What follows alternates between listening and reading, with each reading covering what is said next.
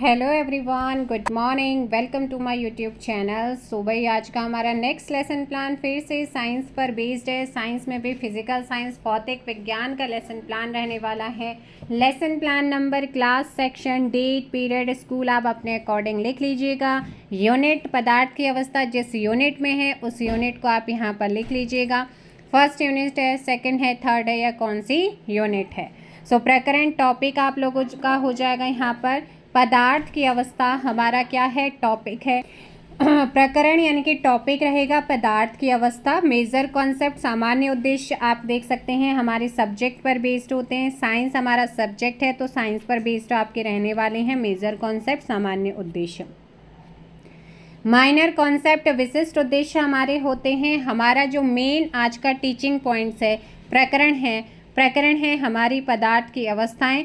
सो पदार्थ की अवस्था पर बेस्ड होते हैं जिसमें ज्ञानात्मक, बोधात्मक, अनुप्रयोगात्मक तीनों के पॉइंट्स को लिखा जाता है। सो ये हमारे फिजिकल साइंस के टॉपिक यानी कि प्रकरण पर बेस्ड हैं पदार्थ की अवस्था पर। फिर आता है पूर्व ज्ञान, प्रीवियस नॉलेज, यानी कि बच्चे इस टॉपिक के बारे में उनकी पिछली नॉलेज क्या है, उनका पूर्व ज्ञान कितना इसके बारे में जानते हैं। फिर आता है मोटिवेशंस यानी कि टीचिंग एड्स, जिसमें सामान्य टीचिंग एड्स आते हैं और विशिष्ट स्पेसिफिक टीचिंग एड्स आते हैं, जो कि यहाँ पर आपने देखे हैं। स्पेसिफिक टीचिंग पॉइंट्स वे होते हैं, मतलब टीचिंग एड्स वे एड्स होते हैं जिनका यूज़ हम अपने टीचिंग पॉइंट्स को कवर करने के लिए करते हैं। जैसे कि फर्स्ट यहाँ पे पॉइंट शुरू हो रहा है प्रस्तावना, इंट्रोडक्टरी क्वेश्चन से इनकी शुरुआत हो रही है।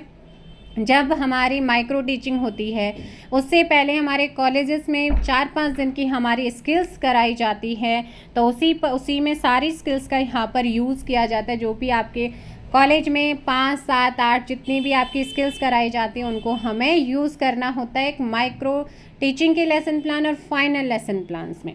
सो इंट्रोडक्टरी क्वेश्चंस, एनवायरनमेंट क्रिएट किया, प्रश्नोत्तर विधि है, फिर उद्देश्य कथन आएगा।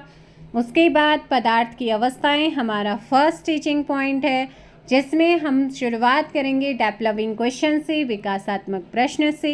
देन उसके बाद आपका एक प्रॉब्लमेटिक समस्यात्मक प्रश्न, उसके बाद उसी प्रश्न का आप स्पष्टीकरण कर रहे होते हैं। जैसे कि जब आप स्पष्टीकरण करते हैं तो वो आपकी व्याख्यान विधि होती है। और आप देख सकते हैं यहाँ पर क्या हो रहा है, पूरा व्याख्यान कंप्लीट हुआ है।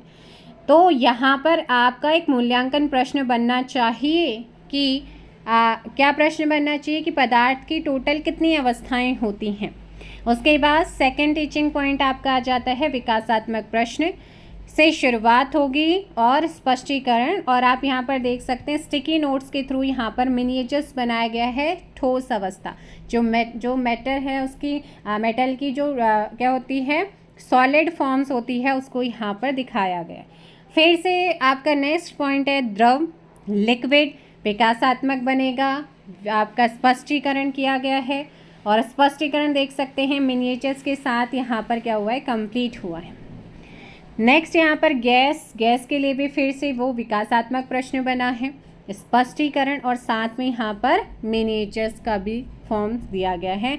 नोट्स, स्टिकी नोट्स के थ्रू वहाँ पर मिनिएचर्स यूज़ किया गया है।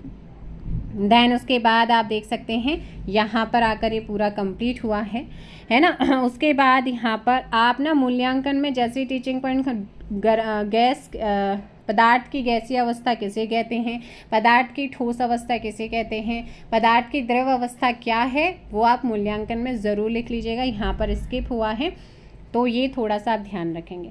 उसके बाद पुनरावृत्ति प्रश्न आ जाते हैं। आपने जो 4 पॉइंट्स यहाँ पे कराए, पदार्थ की अवस्थाएं, ठोस, द्रव, गैस, तीनों को एक्सप्लेन किया, जो 4 पॉइंट्स बने हैं, तो यहाँ पर फिर आप उन्हीं से रिगार्डिंग बच्चों से क्वेश्चन पूछते हैं। देन उसके बाद गृह कार्य आ जाता है, होमवर्क, यानी कि आप बच्चों को क्वेश्चंस देंगे आप अपने टॉपिक से रिगार्डिंग ही जो पढ़ाया है। उसके बाद शामपट सारांश का मतलब होता है संक्षेप में चीज़ों को प्रेजेंट करना है। सो हमने जो 3 या 4 पॉइंट्स जो कराए, पदार्थ की अवस्था, द्रव, ठोस, गैस, तो उनको यहाँ पर शॉर्ट फॉर्म में क्या करा गया है, प्रेजेंट किया गया। संक्षेप का मतलब ये, और इसके लिए जो है ब्लैक चार्ट पेपर और वाइट पेन का जो है यूज़ किया हुआ है। सो मिलते हैं नेक्स्ट वीडियो में, फ़िलहाल इतना ही। Thank you so much. जय हिंद, जय भारत, जय उत्तराखंड, जय देवभूमि।